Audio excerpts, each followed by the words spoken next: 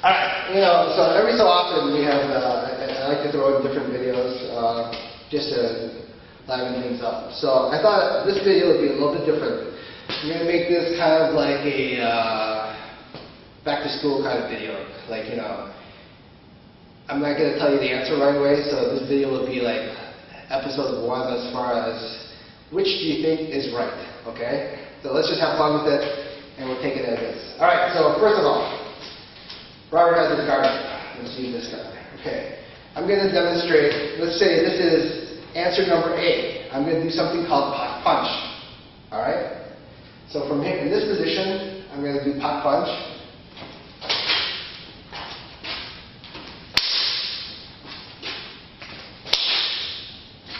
Alright, that was option A, okay? Or question A or answer A or whatever. So that's my pot punch for A.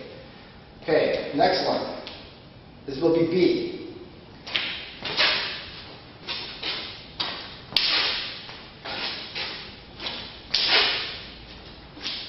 One more. That's B. What do you think? Looks good? I shouldn't be writing that way. Alright. Alright. Let's see. Option C. This is another way how people do it.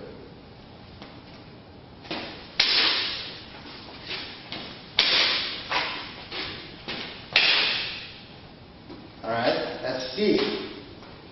Alright, and let's go with D.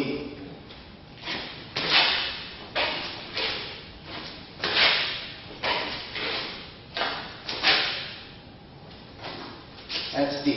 A, B, C, D.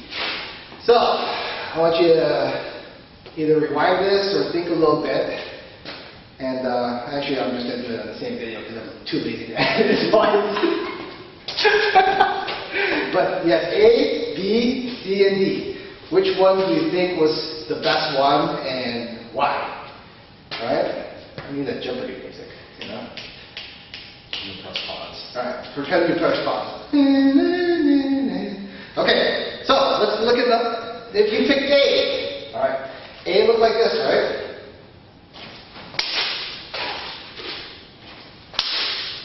Now what's the problem with that? If you pick A, there's a problem. The biggest mistake that I'm doing in A, that you see a lot of, is here. Here I am covering my semiline right now, okay? Now I'm going to apply the pot sound. Now, obviously, this is a demonstration here, but you actually see a lot of people apply it this way. When they come into pot, they do what? I'm in the pot sound, boom, punch. So basically, what he's doing right here is he opens up his center, and then obviously you're open, you can just punch. And then he's opening you up for a punch. Alright? What happens? You're basically telegraphing the attack. Alright? So from here, the problem with number A, and we'll go into steps as far as how to make it right and what's right and what's wrong, is you don't open yourself up. Now, I'm exaggerating it, but actually I've seen people do it that way. Where I open up, I'm going to snap your hand. Remember, the goal to close the gap on your opponent is not to apply the technique, okay? My goal is actually to hit him. My goal is not like, man, I really want to get that pop sound, or how about that cool lock sound? That's not the goal. So the problem with A, if you pick A, is I'm telegraphing. I'm telegraphing, I'm doing a technique, and that's the main problem with it. B, what the hell did I do with B?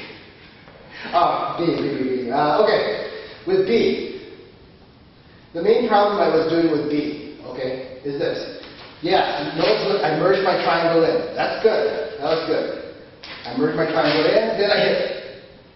Now, if you practice it that way, then you don't practice distance.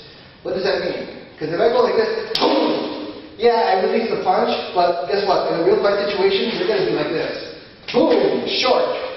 The right distance that you want to apply the technique at is when I close the gap here and I apply it, I should have a bend. See how there's just enough little bend where I can actually extend through and hit it. But if you go practice it like this with your attacks, boom, you'll always end up short when you do your attacks. So practice realistically. Whenever you do any attack, boom, see how I have a little bend. If I do an attack on Robert, you see people go like this. Or palm striker, and I'm like this. What the hell is that going to do? You got to be in the right range if you're actually going to hit. So right here, if I go like this, totally useless. Guess what? In real life, you'll be shying away and you'll be afraid to close the gap on that person. So you actually got to know the right distance and notice there's a little bit on there. Now, option C. Okay, what did I do there? Option C is this. I went like this. Okay? Look at that. See that? Badass pox up. Man, you don't want to mess with that MF. You are balancing two sides. Okay? Now, think about it for a second. What is your goal? Is my goal to open the door like a badass, or is my goal to hit him like a badass? If you put 90%, 80% into the pox out to open it, right? You put all that power into the pox out. Guess what? You have 10. If it's 90% power to do pox, you have 10% left to do a hit. Well, guess what? Now his hand really hurts. Ooh. Okay? Job achieved. No, I'm here to attack his center. So all I need is to open the door. So he can use all the muscle he wants. A little force, I can just constantly open it. See, I don't use muscle against muscle. I can constantly open it. And so I don't need to go 100% here to apply the pox out, and then I have basically a little hit for the punch. Wrong concept. I'm here to hit it. Right? I'm not here to slap his hand. Okay? Alright, so obviously that makes D the right answer. Now, you look at D. All the things I did properly with D. Notice, I held my triangle in place. When I close the gap, notice, I'm not afraid. I'm not going like this. Yeah, I'm hiding behind my triangle. I hold my triangle passively. Why? Because once I come into this area, notice I come into this area. Whether he stays static or he ends up being dynamic and punches with his hand, he automatically comes into my triangle and then I can react from that. So notice I'm not chasing out for it. I'm not chasing, oh, I want to do that. The problem with that is, if I chase out for it and then all of a sudden he moves his hand out of the way and hooks, I hook with this one. I go like this, hook, hook, boom. See, I'm chasing for the hand. But since I'm static here, I let him run into it. See how he runs into it? Run into it, then I apply the pocket punch. Okay? That's when I actually apply them. That's what you're actually looking as far as right technique. So from here, notice I merge my triangle in passively. See, I just put my balloon here. He has to run into it. I'm not like this. I'm worried about the hit. No, I trust my balloon. My balloon will never fail me. And from here, I close the gap. It comes in automatically from the touch. Okay? Then from the touch, I can actually apply it and then apply the punch. Alright? See, I don't have to move him that much to clear the line.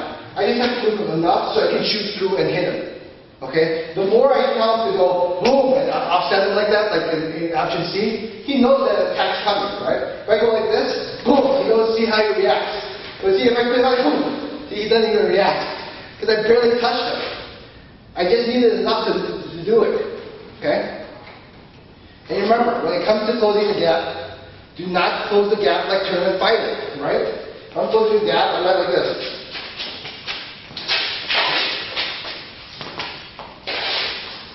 God, it pays me, but it's okay. Everyone's got the choices, right? So when you close the gap, I want you to just move naturally. Boom, boom. I want to move in naturally. Walk in, boom. Walk in naturally to close the gap. Alright? There's enough gusto in there, enough to cover myself, but you gotta know how to close the gap without being afraid to get hit. Alright, hope you had fun. Remember, everything's in joking spirit. I love everybody. Alright, thumbs up.